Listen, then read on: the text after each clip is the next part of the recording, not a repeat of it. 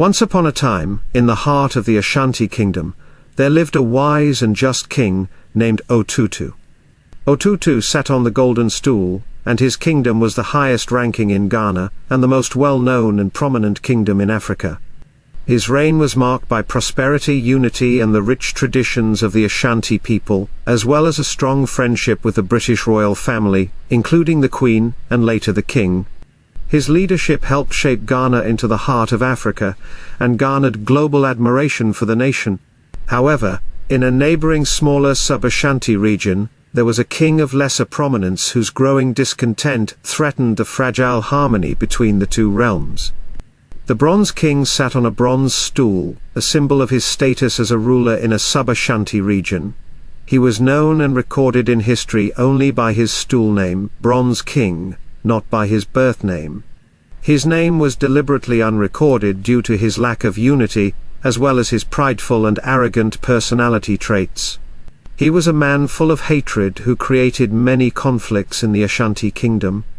Despite their shared history, tensions arose as the Bronze King, in his strife for fame and recognition, felt that the gold-ranking Ashanti King's leadership was encroaching upon his autonomy. The Bronze King sought to create an independent region and rulership for his people, disguising this ambition in a narrative suggesting that he was protecting his people's rights and resources. The Ashanti King, on the other hand, aimed to maintain peace and order for the greater good.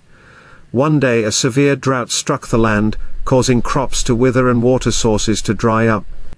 The people of the smaller region, whose livelihoods depended on agriculture, suffered greatly. The Ashanti King, seeing his neighbors in distress, decided to offer assistance. He sent a delegation with food and water to help them. However, the Bronze King saw this gesture as an intrusion, rather than an act of goodwill. He believed that accepting help would undermine his authority, and diminish his people's strength. The Bronze King refused the Ashanti's aid, declaring, "We will not be seen as weak. We will find our own way through this drought." As the days passed, the situation grew dire. The Bronze King's people struggled, and morale began to falter. Meanwhile, the Ashanti King watched with concern, realizing that his offer had been misinterpreted. He summoned his trusted advisors, and together they devised a plan to bridge the gap between their kingdoms. King Otutu invited the Bronze King to a grand council at the sacred grove, where their ancestors had once gathered. The meeting was shrouded in tradition, with both leaders adorned in their finest regalia, symbolizing their rich heritage. The atmosphere buzzed with tension as the two leaders faced each other. With grace, King Otutu spoke first. "I come not as a conqueror but as a brother. Our ancestors fought side by side to build this land. It pains me to see your people suffer. Let us unite our strengths to overcome this drought together." The Bronze King, moved by his sincerity, replied, "I appreciate your words, King Otutu. I acted out of fear for my people's pride. But perhaps it is pride that has kept us apart. We must learn to stand together." After much discussion, the two leaders agreed to collaborate.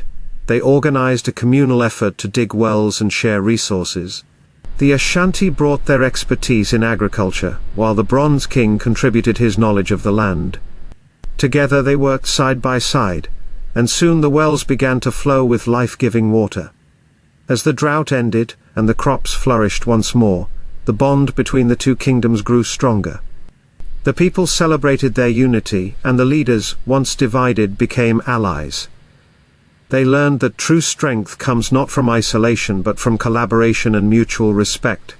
From that day on, the Ashanti Kingdom and the sub-region flourished together, sharing resources, celebrating festivals, and creating a legacy of unity that would be told for generations to come.